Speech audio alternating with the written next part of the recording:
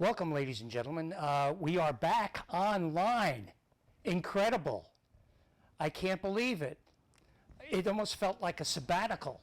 I was on leave. But like I said, we are back. This is We the People. Let's talk. I'm George by George, of course. And let's get right into today's program. I have a friend of mine who I've met maybe 2 years ago. I'll call him Greg. And he spells that G-R-E-G. My brother is Greg, but he spells his Greg G-R-E-G-G, okay? So anyhow, Greg, give me some background information about you, okay? I want to know about you, and I think those that are tuning in, listening, and everything online would like to know about you. Well, I'm 68 years old. I graduated from high school up in Rochester, New York, okay? Through the Army, I spent 28 years actually in the Army. And I was all over the world. I was in Korea. I was in Egypt for a year and a half. I was in Germany. I was in the Philippines. I was in Grenada. I was in Panama. Okay, and after that, when I got out, okay. How long did you serve? 28 years. 28 years? Yeah. So you made a career at it. That's almost like a career politician. Yeah, well, except I had fun at it. Okay? And when I got into college, I went to Syracuse for a while. Okay. Syracuse University? Syracuse University. Oh my. Okay. Isn't that a liberal school? Absolutely. Absolutely. So what do you learn in the liberal school? How not to be liberal. Okay, especially having conservative roots. Actually, I was on Mario Cuomo's campaign team. I was appointed. Could you say that again? Yeah. Mario Cuomo's campaign team. That was the first I ever got involved in politics. I was involved with, he appointed me the assistant ombudsman for Western New York State. Could you clarify what an ombudsman is responsibility for? That's where the public calls you up and they have a problem with government, okay, and they intercede in your behalf to get something done, whether it's be student loans or health care or anything having to do with a government agency where they're not getting answers, unemployment, anything. Okay, I'm going to use a term. I'm going to circle back because I want to get your background in education, high school and everything else. You said you were from New York, right? Yeah. So let's begin there, all right? Sure.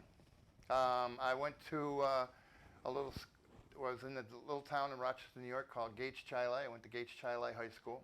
I was a track star, okay, and I was supposed to be in the 1972 Olympics. So what happened? The Army got a hold of me. All right. I enlisted. They stopped college deferments. I enlisted, and 28 years later. Okay. What was your field of study? In the Army? In college. In college, first of all, yeah. Political science to begin with, and then after I graduated in political science, I went to GW for a master's in campaign management.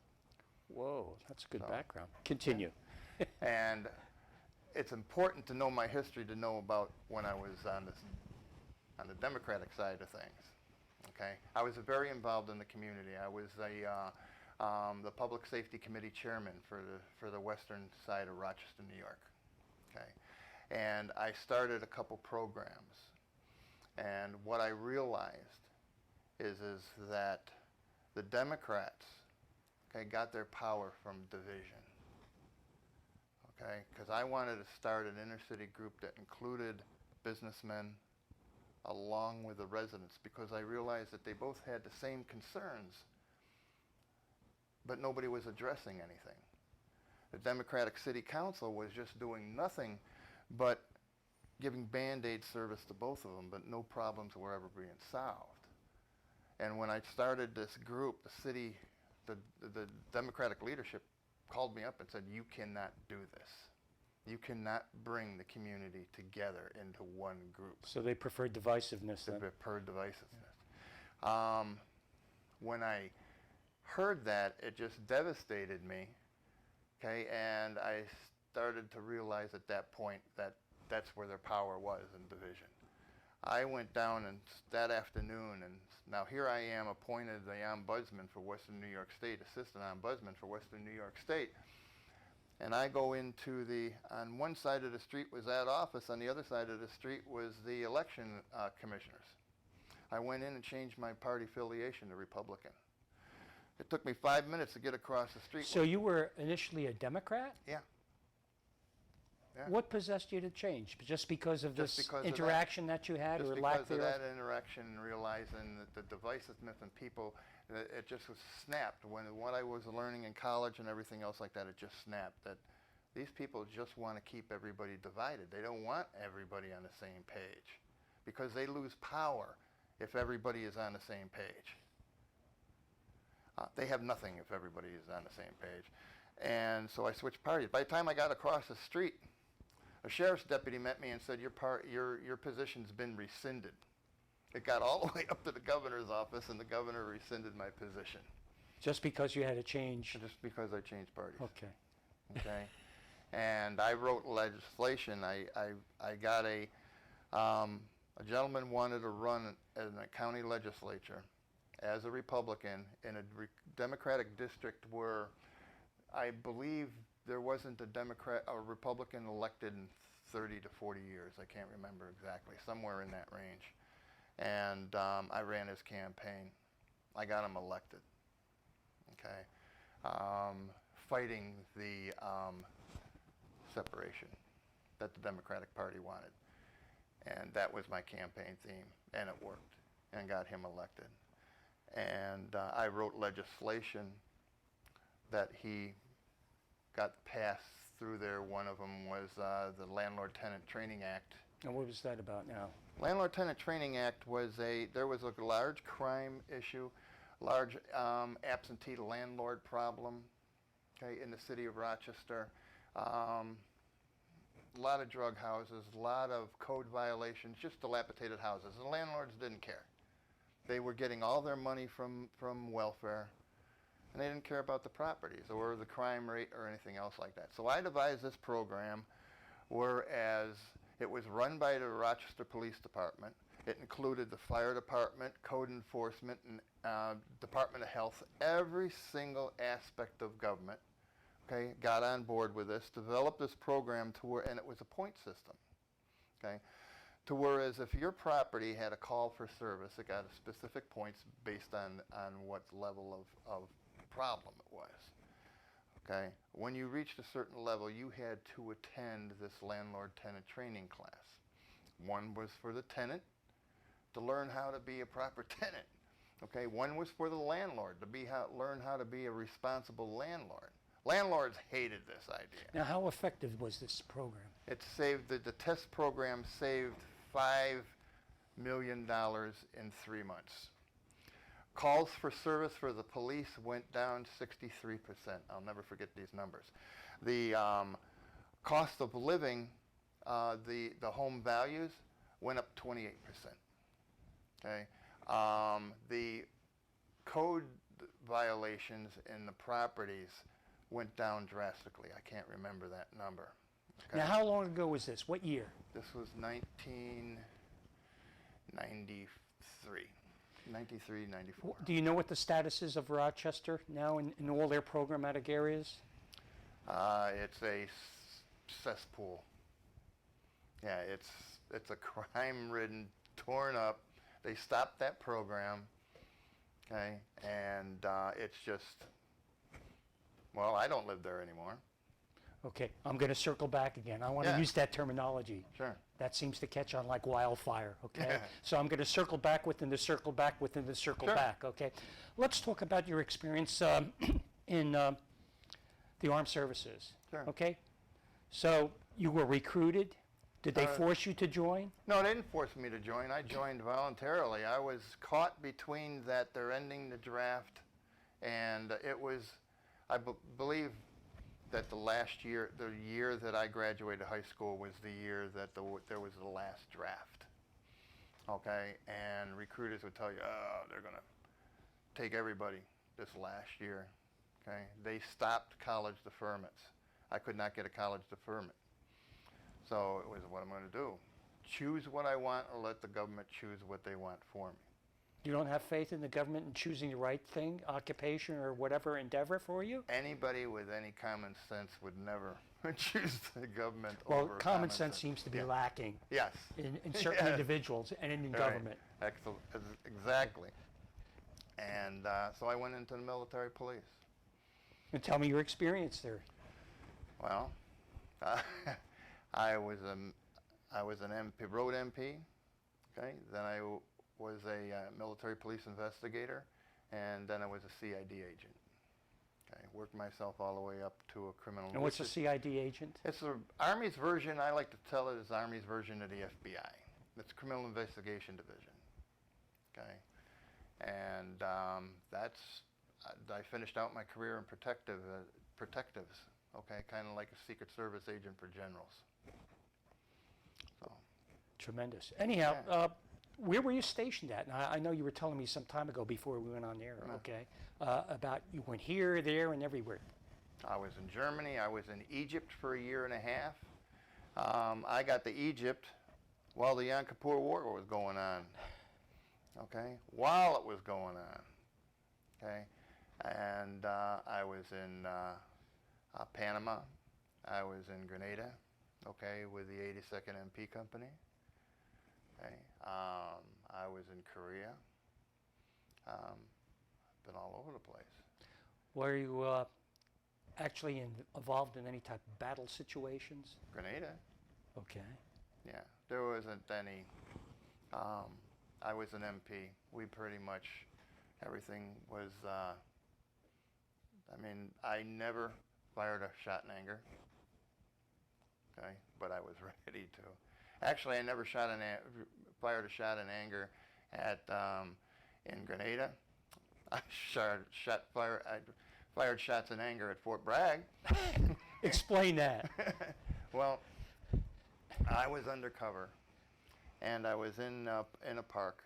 It was a drug deal, and my backup, okay, was we had the go signal when the deal went down, okay, and when I gave the go signal, nothing, nobody came, okay. Everything was starting to break up. Everybody wanted, and these were some E7s and E8s involved in this, and everything was breaking up.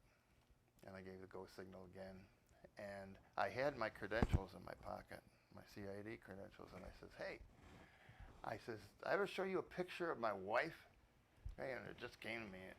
So they stopped, and I pulled my credentials out, and I threw them in the center, and it opened up CID. Okay, and they looked at it, and they turned around and looked at me, and I had pulled my weapon at that point. It gave me time to pull my weapon.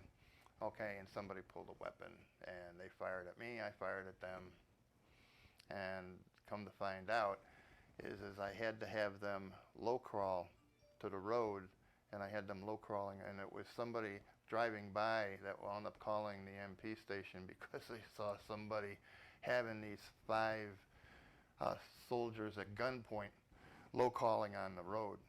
Okay, and it was me. I had them rolling. My backup had the wrong location. Whatever possessed you to become an MP? It was a matter of choice? It was a matter of choice. Okay, I've always gravitated towards law enforcement. It was just a choice. So you're a law and order man, huh? Yeah. Nowadays, that's, taboo almost. Well, my son is a sheriff's deputy in Osceola County. Oh, I didn't know that. Yeah. Okay, continue your stories now with your other assignments. You were in Egypt, you were here, there, and everywhere. I was Egypt. Anything fascinating happening to you other than your Grenada experience? Well, in Egypt, a lot of things happened. I mean, some of it funny, some of it not so funny, some of it historic, some of it not historic. Okay. Some of it I can't talk about on camera. Let's talk about the historic things. Mm-hmm. It was during the Yom Kippur War. Okay. They had flown us to Cairo, Egypt, while hostilities were going on. okay, and we were on lockdown in the Cairo Hilton Hotel, okay, and when hostilities ended, they put us back on a C-130, flew us around, okay, for a nice big press event about how these are the first U.S. forces to land in Egypt since World War II.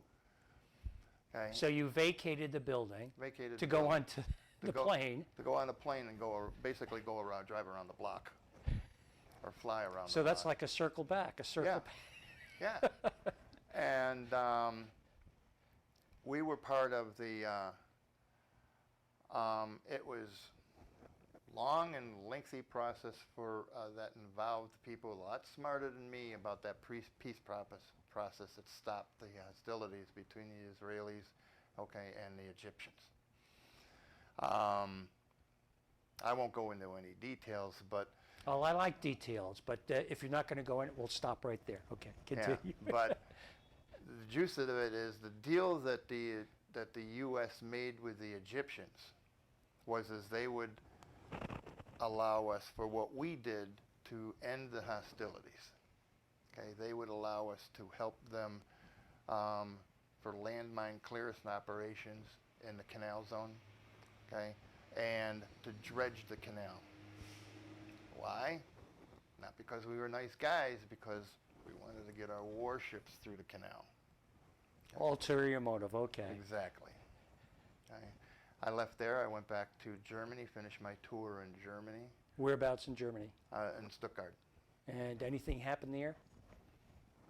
Just routine stuff? Just routine stuff. Nothing to write home about. Okay. Okay. And then I went back to stateside, and I was back to Fort Bragg. Then I went to Korea for a year. Then back. Were to you Fort at the Bragg. 38th parallel? I went there just on we had a field exercise. And we what was went up that? Can you disclose what the field exercise was? there. Yeah, it was just a field exercise. They had a lot of exercises, so whereas we'd go up and taunt them, and they'd come down and taunt us. Taunt them. Yeah. Explain that. Well, we would have a field exercise that would take us to a war footing, almost right to the 38th barrel, and they would react. And what kind of reaction did you get? Well, you have to understand, there's not too much they can do because there's the largest minefield in the world is right there at the 38th parallel. So back behind that, they would bring their forces and state also. Okay. So after 28 years, you retired. Mm-hmm. What did you do after that? I went for a little bit to work for Eastman Kodak. And what was your position there? I worked in the copier division as a corporate collector. Corporate collector. That's almost like Yeah. a bone collector, huh? Yeah, I collected corporate accounts. I was collecting. My Buffalo Bill fans won't like this because the Buffalo Bills had an outstanding balances on their copiers. Okay, just prior to their first Super Bowl. That's funny. That they went to. Okay, and they said they would be sending down a check. They never sent down a check. The check was in the mail? Okay, the check was in the mail. And so a day before they were supposed to leave, okay, I shut down all their copiers. They couldn't make a copy. You had that power, that Yeah. authority? Yeah, You dictator, you I know it. authoritarian character. exactly. How dare you? I know. The nerve, the audacity, the unmitigated gall that you have. I know it. It was fun. I got the check, though. Oh, Okay, they paid off that invoice. They had a runner come but down your from tactic Buffalo. worked. The tactics work. Tactic worked in another company that owed Kodak $6 million. They paid it. They said, "Oh, we'll overnight you a check." They overnighted a check. The check came to my desk. I said, everybody in the office was like, "He got it paid." I opened it up. There was a $6 million check payable to me. Did you use any type of military tactics No, to get no. that? How did you But convince them, cajole them? You're missing the point, George. Oh, I'm sorry. The check was made payable to me. Oh, Okay. how could I miss that? So I went into my boss's office and I quit. Okay. And he said, well, I says, I got $6 million. So you were the $6 million man at Yeah. that juncture. Man. Yeah, Oh. that was kind of funny. We had to have them reissued. Okay, how long was your stint with Eastman Kodak? About 6 months. Okay, so Then where I did went you move on to? school. I went to school after that. Okay, for your master's degree or what? No, at my that time? bachelor's. Okay, your bachelor's degree. So Yeah, you were I started out at Brockport, Brockport University. I'm not SUNY familiar with it. Brockport, State University in New York at Brockport, Oh, okay. and then went to Syracuse. So what did you learn in Syracuse? How was their poli-sci classes? I liked their poli-sci classes. I mean, with me, what really stuck is international relations. I really liked international relations. So that kind of like sticks with me. Okay, I think it was because of the fact that the places I've been, okay, I kind of gravitated towards international politics. And I would have some extremely heated debate with professors because I don't was believe older. that. Heated debates, you? Oh, yeah. No, come I on. mean- You seem like a laid-back, mild-mannered individual who's trying to absorb this stuff and never question things. Never quite. George, I was in on an amphitheater, and I was older. I've been around the world, and this professor was trying to explain something, and that I know for a fact wasn't true, and he wouldn't listen to me. And I got up, picked up my books, and it says, "This is bullshit." Okay, and I walked out of the class. Okay, and but I got out of there. So what kind of education did you get, on the liberal side? Did you learn things? Yeah, I learned a lot of things. You questioned a lot of things too, I right? question a lot of things. Okay, how dare you? I know it. I mean, it started developing. That was about the same time. I was in the ombudsman's office at that time when I was still going to school. I was involved in the in Rochester politics and the public safety side of things. Okay, while I was going to school, so I was involved in the community. I won the George Schlesinger scholarship for community involvement. Okay, and so I was involved with the liberal side while I'm trying to teach it, and I started realizing from a practical viewpoint how Democrats operate, and then seeing academically what they were doing, it all started fitting that things got to change. If anybody sees me on Facebook a lot, I attack a lot the educational system. Why? Because Because of indoctrination or what? Oh, well, they're indoctrination centers. They're not educational centers anymore. From the liberal colleges all the way on down to grammar schools. They hardly teach, okay? They indoctrinate, okay? I have a sister who's in education up in New York, okay, who despises my view of education. Why? Because she's an educator. Okay, Is she a member of the union too? Oh yeah, and she's an administrator. Okay, and we've had some debates. Okay, the funny thing of it is, I love my sister very much, and she was down here prior to me getting sick. Okay, to visit, and it's amazing the conservative views that she has, that has picked up through the ages. And Really? yeah. A liberal, okay, a union member, an educator, picking up conservative viewpoints and actually adhering to them, maybe? Adhering to them. It was amazing to see the transition that she's slowly fighting, but is Was that because of you? She'll never admit that. She will never admit that. No. Okay, let's even. I want to get into more of the political consulting. Sure. What motivated you to get into that aspect? Campaign managers and things of that sort. When I got that gentleman elected up in New York, I realized that I really liked it. And so I geared my education that direction. I started getting more experience. I I volunteered a lot, okay, just to learn. And it was an amazing journey. And I was on, excuse me, like I said, I was on Mark Homo's team. When I switched, Well, he wanted nothing to do with Just that. be low key on that, okay? 'Cause, was he really mad at you? Did you have an opportunity to speak to him after he released you? After he rescinded your? No, I was never invited to anything. I was No? taken off the A list Okay. immediately. No. Okay. I had a pass to go on the tarmac at the airport in Rochester for a meet and greet. Okay, they wouldn't even let me in the building. So, You were an anathema, okay? Stay away from me, okay? Build that wall of separation. How dare you become a Republican or a conservative, we'll put it that way. I will admit, though, that Mario's son, who happens to be the governor of New York now, What's his name? I,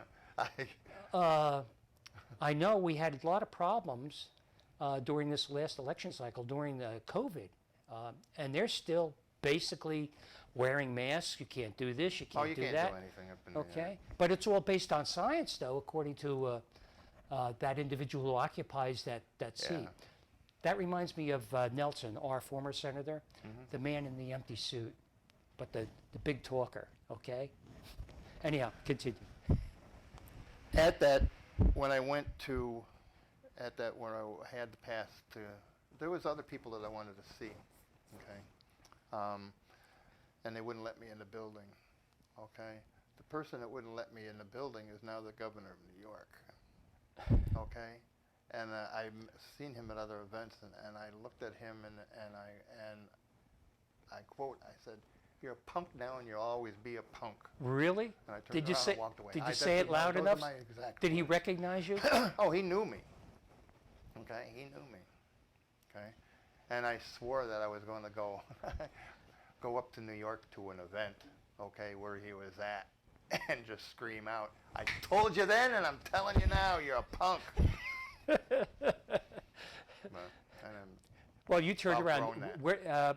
Were you asked to leave? Were you under guard or the police or They just asked me to their leave. Secret He Service just- or whatever? Him and his handlers just asked me to leave. Okay, all right. So you got involved in the campaigns. I think you were saying to me before we went online about Newt Gingrich. Yeah. Tell me about. I was the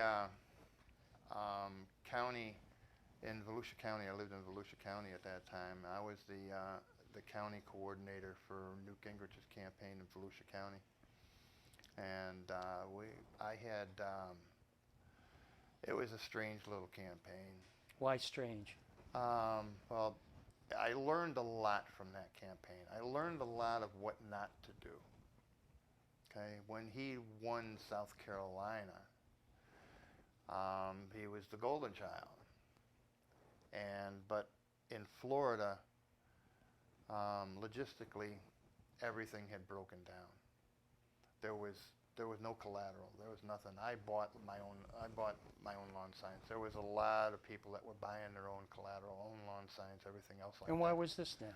Because it never came down from South Carolina. Never got there. We wound up getting our tables and phones and everything else like that 3 days before the primary. Wasn't enough time to get things out. Okay, we had already had out what we had already got ourselves. Okay, we developed our own ground game. Okay, I wound up buying and doing all the voter logistics. Okay, and I learned how then to develop a good solid ground game through that. Okay, because we had to. There wasn't anything come down from the campaign, nothing. There was no support whatsoever. Were you successful though in Volusia County? He lost the only success we had in Volusia County was Volusia County he lost by the lowest margin of any other all county. right. Okay, so I'll take that as a victory. Okay, we'll give you credit for that. Yeah. Okay, considering you didn't get very much assistance from South No. Carolina. I mean, I love Newt Gingrich. I mean, it's not the man, his campaign let him down. Were you able to talk to him? Did he come down to Volusia County at all to do any campaigning? He was in Volusia County for a little bit. Here was everybody, it was strange because I like to work, okay? And here I was, the county coordinator, okay? Newt is in Brevard County, maybe 30 minutes away. I could have gone. Everybody wanted to go see Newt. So they all left and went, Newt. I said, Greg, you kind of come? I said, no. I said, I got work to do. Okay, I got work to do with nothing. Okay, this stuff has to be done. Okay, and so I stayed back, and then a lot of the volunteers realized, yeah, maybe we should stay back too because it's more important to work to get him elected than it is to go see him and have a photo taken with him. We can do that later if we get him elected. So you never appeared in Volusia County then? Okay. No. All right. Any other campaigns? I was,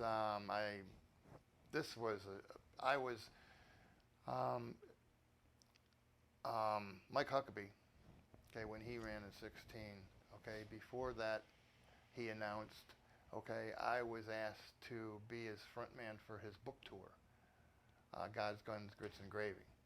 Okay, so I went in North Carolina and in South Carolina, I went to military installations and all the places where he was having his book signings and made sure that logistically everything was set up. What kind of gentleman is he? He's the best. Okay, he never would, but if he was to run for anything, I'd be right there. Okay, I'm personal friends of the family. Okay. So you know Sarah? Oh yeah. Here's a funny story when I was up and getting into the campaign in Georgia. Okay. You were in a campaign in Georgia? Well, just recently. Okay, this we'll past get year. into that. We'll get into that. Yeah. But I have to tell you the story because it ties in. Sarah was speaking, okay, and Sonny Perdue was there, okay, and Sarah was speaking, and she's given the speech, and I'm sitting there, okay, and in the middle of the speech, it was the greatest thing. She stops, and she goes, because she hadn't seen me since the campaign. Greg, I'm sorry, he's an old friend. In the middle of the speech, and it just made me feel so good. Okay, and then she went on with her speech. Okay, and afterwards we had a little talk and that, and I'm planning on going to Arkansas. Okay, and I don't care because if she's I'm thrown in her volunteering. hat for governorship. Governor, and I don't care if I'm volunteering. Okay, I volunteered for her father. Okay, I had every single county in North Carolina set up for him. We had every single county in South Carolina set up. I was asked by the county teams to go to Tennessee and help them set up events and help them on their ground game. Had he survived, we had teams ready to go in every single county in Florida.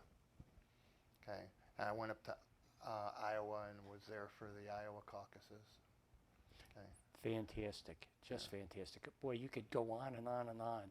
This interests me, and I'm sure it interests everyone who's tuned in on this. Tell me about your Georgia experience, the oppressive state, because of what they did. Well, it is, and Georgia was a nightmare. I probably had the best candidate that I've ever had. Okay, and I was on John Micah's campaign team. Okay, in Central Florida, and but this was by far the best grassroots candidate that could ever develop. And why do you say that? Oh, not just because of her history, but she had the right message. Okay, she had the right philosophy of how to serve. Okay, she wasn't going up there to just be in Washington right now. All you've got is a bunch of people that make a lot of noise. That's all you have in D.C. right now is noise. What we need, and what she would have been a representative that would have made noise, but would have made noise that would have made sense, that would have gotten legislation done or made people realize that, you know, we're not serving the people. Can you mention her first name? Yeah, it's Becky. Okay. Okay, and she just amazed me. And I had to teach her how to be a candidate. Okay, she had no clue how to be involved in the campaign and run for office. Okay, she has a world resume. She's speaking at groups all over the world. Okay, and she just amazed me. So we had a district. She wanted to run in a district that was a D plus 20. And explain that. That's a district that Democrats have a 20 to 1 advantage over Republicans. Okay. And it was brutal. And I mean, people in my industry looked at me and called me up, what are you doing taking this race? And I says, because I've got the best candidate that this country needs, and if anything else, I'm going to position her for a future run. Okay, I may not win this one, but I'll through it, I'll make a strong candidate. And what office did she run for? Congress. Congress, okay. Okay, and through the course, we had a primary challenger. Okay, I'm very aggressive in primaries. Okay, the primary challenger did not win his home precinct. Didn't win his home precinct during the COVID pandemic, where the state of Georgia was closed and you couldn't go door to door. Okay, with a limited budget, and I had a ground game and an attack plan through social media and through sign placement and through specific advertising. Okay, the man did not win his home precinct. Won 68% of the vote. Okay. I would have liked more, but I'll take 68. In the general, okay, we're going against a juggernaut. And who was that? That was David Scott. Okay, his brother-in-law, Atlanta royalty, Hank Aaron. This is what I'm up against. Okay, and very close friend with, I forget his name now, the congressman that died from Georgia. Okay, John Lewis. John Lewis. Mm-hmm. Okay, I crossed the bridge. John Lewis, and was on his side to keep that seat. Going against juggernauts. A month into it, after the general election in July, okay, we got wind from a conservative House member that at an event that David Scott went to the Republicans and said, they're coming after me hard and I need your help. Went to the Republicans and saying this, okay? I'm very good at what I do, okay? I don't charge enough for it. I volunteer more than I should, okay? But I want good people elected. And I found out through my research that they were ballot harvesting. They were testing with her race and in the primary, because he was primaried, that they were testing the waters in regards to ballot harvesting and everything else like that. Okay. Everything that went wrong and everything that we had accused them of doing, they were doing in his primary. And I found out about it. And to the point, in his primary, at 2 o'clock in the morning, okay, in Georgia, it's a 50+1, like it is here for a lot of races. Mm-hmm. Okay, he was down and was going to a runoff. Okay, nobody had over 50%. Okay, they shut down the polls in the 13th congressional district at 2 o'clock in the morning, and he was down. Okay, and he was going, all the press all over the country. David Scott's going to a runoff. Okay, 9 o'clock in the morning, miraculously, he's got 58%. It was truly a miracle. Yeah. Yeah. 58%. I'm going, whoa! And so I wanted to do the research, and so I went to the Republican Party of Georgia. I sat down with the chairman. I sat down with the Trump committee, and I said, this is what's going on. Okay? Here's the proof of what's going on. You have to put assets and resources in the 13th Congressional District of Georgia. If you do not put a Trump office right smack in Douglas County and put resources in there, you are going to lose both Senate races, and Trump is going to lose the White House because he's losing Georgia. And what happened? They wouldn't put one person. They would not put the office there. They would not put. They walked. They sent me the walking plan for the national campaign. Every county around the 13th Congressional District, they walked heavily. Would not put one person in the 13th Congressional District. Not one person. 4 out of the 6 counties in the 13th Congressional District of Georgia were the counties that the Republicans were suing for voter fraud.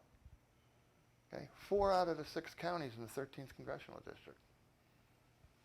And we went to them all in June and in July, okay, way before the election, and to tell them this. Okay. So they weren't responsive at all? Not responsive at all. Could care less. What have we found out is that 20 years ago, when that district, 20-something years ago, when that district was built, there was a Georgia good old boy agreement that was struck to whereas Republicans would not touch that district. Did some more research and found out this is how bad they would not touch that district. There was a lady that ran in 2010, I believe it was, okay, that brought to the table, to the campaign, $5 million. To David Scott's $1 million. Brought $5 million. She could not break 30%. If I had $5 million, Well, you had $6 million at one time, so. But yeah, I mean, I'm not saying that I had the pulse of what was going on in Georgia, but we did. Okay? We brought it to everybody's attention, and nobody was listening.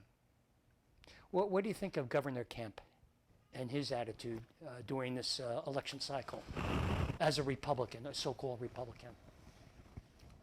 The Kemp was caught between a rock and a hard place because the campaigns and the lawsuits against the election in Georgia, okay, were defeated just on the sole basis that they were suing for the wrong thing. Okay, in Georgia, the campaign had to sue the presidential electors. They didn't. They sued the county election commissions. Okay, they had to sue the electors, and that's according to Georgia law. They never did. Okay, that's why they lost. And a lot of people were screaming. Well, they were screaming also at the Secretary of State for his decisions that were rendered. I have no vote. I've talked to both of them. I have honestly no use for either one of them. Okay, as governors or as people that follow through. Okay, I brought this to the governor's office. I brought this to the election improprieties to the Secretary of State personally. Okay, showed him it. He sat there and looked at it. Okay, could care less. Nobody cared. Nobody cared in Georgia. They're all scared of what's her name that ran for governor. Abrams? Okay? Abrams. They're all scared of her. Okay, Kemp rolled over and played dead for her. Okay, and it's. Well, what do you think about the legislation that was voted in to change election process? We'll call it election integrity or voter integrity. Oh, I think it's great legislation. It does not. It actually enhances people's ability to vote in Georgia? It's, I mean, it doesn't suppress or oh, no. not oppressive? No, not at all. That's what we've heard from the media. Yeah, well, Okay. you know, you could, as they say, you could write volumes of what you don't hear from the media. Okay. Okay. But no, it doesn't oppress at all. It makes it easier for people to vote. Okay. It's the left's argument in regards to votes is they want to be able to stack the ballot. They want to be able to have, and if they use, well, these elderly people here can't get out to the polls, so we'll go and get their ballots, and you're restricting us from doing that. If you actually look at it, they're not restricting anybody from doing that, because the fact that the only thing is they have to have ID, they have to have verified signatures, and they have to, and the person that's collecting their polls They're has to asking be too ID'd. much ID. Well, yeah, So I mean, why do you need these credentials? Okay. Hey. I need an ID to buy a pack of cigarettes. Oh, jeez. Continue. Go ahead. Tell me So- more. It doesn't oppress anybody's vote, and I'll argue with anybody, anywhere, any place. Show me where it oppresses anybody. Okay? And it does not. Okay? It makes it easier for people to vote. It makes it more conducive to a fair election. And if the Democrats don't want a fair election, they ought to just fold up their tent and just go home. Let's go on to Florida. What do you think of Florida and DeSantis? I love DeSantis. The thing about it is, when he ran for Congress, I was not on board with his campaign. Okay, when he was a first termer running, I thought he was just some Harvard lawyer, obnoxious, arrogant. Okay, that he's just one of them. All right, and I was not his guy at all. Okay, I met him in a lot of, and he knows. I mean, I'm better friends with his wife than I am him. Okay, and there's no qualms about it when he was a congressman, that when he ran for Congress, when he was elected and everything else like that. He's just one of them. When he ran for Senate, okay, and that year when Rubio was in the presidency, it opened up everybody was running for something, okay. I was on Todd Wilcox's campaign for Senate, okay, and I had 6 races as in my business. I had 6 races that I was involved in, okay, 6. And when Rubio jumped out of the president's race, and everybody jumped back, okay, it cost me $17,500 a month in billing. Ooh, wow. So I'm not a happy camper with anybody, any of them. But the races, the ones that stayed in the races, I won. So were you surprised that DeSantis won and became governor? No, not at all. Okay. Tell me Okay. why not all. It just had to be. I mean, Gullum was just a weak candidate. It's a total weak candidate. I mean, it's the press drove his campaign. Okay. Now, I went to Casey and I saw missteps with his campaign and that, and I didn't go to Casey and said, Casey, they got to do these things differently. Mm-hmm. Okay, there was a logistics problem at some point, and I pride myself on logistics because of the Newt Gingrich campaign. And I was at on election night, I was there. Okay, at the I believe, yeah, it was at the Rosen Center. Okay, I was there. Okay, and I got one of the posters that were outside that I had to take as a souvenir. But yeah, I was happy that he won. I Do you think knew he's that one of the better governors rather, of this state? he's the best. Okay, I'm from a strategist, from people, from someone that's been involved in politics, from someone that's been up in D.C., from someone that's been, okay, known governors. Okay, he is all about us. Okay? And what you see is exactly what he is about. Promises made, promises kept. That type of person. Do you get that type of feeling? I get that he's that type of person. Okay, I like the fact in it that he has no problem, okay, getting in the face of the press if they misquote or they want to turn something around.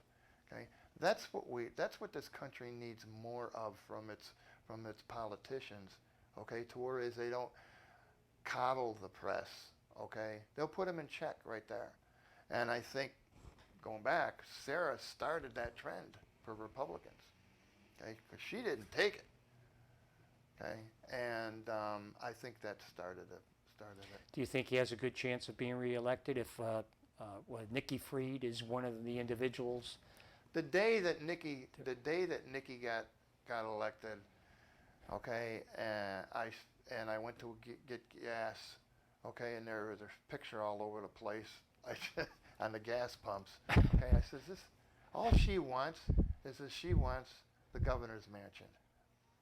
Okay, that's the only. She doesn't care about being ag commissioner. This is a stepping stone for her to get in DeSantis' face. Okay, be ag commissioner and be governor, and that's what she wanted. She wants that seat, and I don't think that she's going to be successful in it. Do you think there are other contenders that will throw their hat in on the Democratic side? If they want to be foolish, yeah, there's a lot of them. I mean, you've got what's her name up in Orange County there. Murphy. I don't think she'll jump into it. What about Graham? No. Okay. No. I don't even think that I possibly. What's the ex-police chief there? Dennings. Dennings, yeah. Dennings. I think she might because she's that arrogant, but I don't know what they would run on. Okay, here, vote for me. I want to. We'll make Florida like New York, or even better, California. Yeah, okay. I mean, vote for me. I'm going to close the state. Okay? People are coming here like droves. Okay, it's phenomenal what he's done for the state. In such a short time period. It's just like President Trump, okay? Yeah. Within his 4-year period, what accomplishments. And I have a friend that had written a book back in 2017, well, a booklet we'll call it. At that time, there were about 300 positive things that he made changes for this great United States. Yeah, DeSantis is he's not going to have any problem. Is it going to be a dogfight? Yeah, absolutely, because the numbers are closing, okay, for Republicans in Florida. I just don't know what the Democratic message could possibly be. What aggravates me and what makes me laugh is our schools have been open all year long because of the governor, okay? And there's a fight in these northern states with the teachers' unions and about opening schools. How to open up schools? Well, look at this. You open them up. Look at what they're trying to dictate to CDC. Not that I'm a fan of CDC because we get different messages, you know. Yeah. We get very confused as to what, do this, don't do that, you know, okay, oh, we'll have a change of mind. Yeah. And they make these drastic, almost draconian changes, okay? But they're following the science, okay? The CDC yesterday made the decision, you don't have to, if you're vaccinated, you don't have to wear your mask inside or outside. The CDC is under the gun. The CDC knows that they're in bed with the teachers union, okay, and they got exposed. So it's either they hold the line and cause more controversy towards them and they lose all credibility whatsoever, or they deflect. So I think this was a liberal move, okay, to whereas the jig is up. We've got to give these people some freedom, okay, and and take the heat off of the CDC. I think it was nothing more than a deflection. All right, I'm going to go into another topic. You're a member of our REC, Yes. okay? Tell me about your position with the REC, the Republican Executive Committee. I'm the vice chair of the Osceola County Republican Executive Committee. If anybody, the people that know me, know that I would never, ever join a county committee. Okay? And why is that? Tell me. Lay it out. Now I want the details. Well, back in the day, me and Volusia County didn't get along. Okay, all right. Okay? Was it Leadbelly, or I called him Ledbetter, right? He used to be the Okay. chairman. He It- passed away a He year was or so passed ago. away. Yes. God Yeah. rest his soul. Yeah. I mean, Yes. he did a good job out there. I tried. Okay, he didn't like it because of the fact that I was on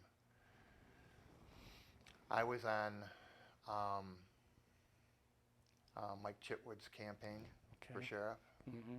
Okay, the sheriff hired me. Every candidate that Tony had put up, I was hired by the opposition. Okay, my candidates won, his lost, and so it was a. All right, so it your was a experience slugfest. with Volusia County and everything else It was a wasn't a lot pretty different one. than the grouping now, It wasn't a or pretty somewhat, one. right? Yeah, it wasn't a pretty one, and unfortunately, it wasn't a pretty one. I used to have a lot of friends in Volusia County. Okay, how I got involved in just going back to workers, and when I moved down to Florida, okay, Candy Gillum, which was the chairman down there, that I was coming out of Publix, and I had a Republican shirt on. She says, "Nice shirt." And we started talking. She said, "What do you do?" I said, "I'm a political strategist. I just moved operations down here just recently in the past 30 days." She says, "You're a consultant?" I said, "Yeah." She says, "Can you give a class to the..." So I gave a class to the Republican Executive Committee on winning campaign strategies. And it was off and running after that. Okay, boy, we've gone through a lot of subject issues, topics, and everything else. You are Mr. Diversified. And really, it's been a pleasure knowing you and continuing to know you. Yeah, it's okay, not going and to that end you knowing me, and is that it? you saw the light, okay, at the end of that tunnel, converting. Okay, it was a miracle conversion, right, from Democrat or whatever you want to call them, progressives. Even that term is not appropriate now. You know, communist, Yeah. socialist, Marxist, See, I know Leninist. I know how they think and how they operate, which makes my job a lot easier. Okay, and I can craft a message that beats them. And the reason, just to close, the reason I joined the committee is I wanted to. I think Republicans at the county levels, all over the country, okay, are missing the boat in regards to grassroots efforts. They have all the tools, they have all the fire, okay, but they miss how to implement. They don't know how to get out of the meeting and what to do after that. They don't know how to cross that divide of taking that conservative message, how to craft it, to get involved in these democratic strongholds, okay, into the neighborhoods, into these communities. It's one thing to walk door to door. It's another thing to talk to them, okay, in their groups, and that's one of the reasons that I joined the committee, to take the experience and the education that I have, okay, to help us cross over and bring that message and go on the offensive and not be so defensive all the time. Because the Republicans run campaigns on the defensive. We don't run campaigns on the offensive. Well, anyhow, it's been a sheer joy. You're my friend. I'll even call it, well, no, I should be your mentor because I'm older than you. You're 68, right? Right. And if I make January, I'll be 77. Well, okay. And, you know, my body is falling apart, okay? I have this problem, that problem, And I think our producer knows that too. He's familiar with the problematic areas I when don't it even comes wanna to the get into body. problems. Okay, but I think the gray matter still is intact. Yeah. Although I've said this is debatable, but I think there's some truth, essence of truth on that. I want to thank you for being here. It was a pleasure For, being here. oh, you say that all the time. I do, Okay, but and this time I mean it. you really mean it. So Yeah. all the other times that I overheard this conversation, there was no real meaning behind that. Well, at the RPOF, maybe not. Oh, okay. All right. Thank you very much. I want to end this conversation. This is, of course, We the People. Let's talk. And before I even conclude, you can see this little person here, okay? And I will call it a person. He's male, okay? And I'm not using the politically correct terms, the neutral terms, with transgender and everything. Curious George. And I had a friend of mine that actually created that a couple of years ago. So I'm going to put that to good use. Then the other thing here, I have a book, The U.S. Constitution and Other Writings. I picked this up like for $2.50. I have that book like I was Do you? telling you when I got here. And Yeah. I read through this, and it's fantastic. It's just well put It's together. got the do-good letters in there. Yes, and he did do good. Yeah. All right. Anyhow, let me be quiet. Let me do this. Hear no evil, see no evil, talk no evil, and everything else. Hope you've enjoyed this session. Again, it's my friend Greg. Tune in next time for We the People, Let's Talk.